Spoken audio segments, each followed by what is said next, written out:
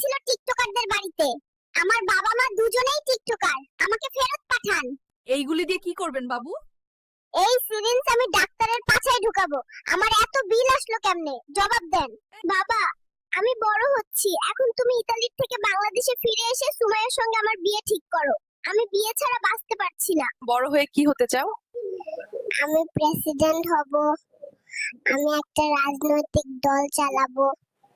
বাবু, দাঁড়িয়ে আছো কেন? নাবিলার বাবা বলেছেন নিজের পায়ে না দাঁড়ালে নাকি নাবিলার সাথে বিয়ে দেবেন না, তাই নিজের পায়ে দাঁড়িয়েছি। আব্বু, ইতালিয়া থেকে আমাকে একটি আইফোন পাঠিয়ে দাও, আমি ফ্রি ফায়ার খেলবো এবং যখন দেশে আসব আমাকে। এই ডাক্তার, আমাকে ফিরিয়ে দাও। আমার বাবা মা ব্লগার, আমি তাদের অত্যাচার সহ্য করতে পারছি না। হেই ডাক্তার, আমার গার্লফ্রেন্ড কোন কেবিনে জন্ম হয়েছে, ঠিকানা দে, না হলে আমি তোমাকে ঘুষি মারবো।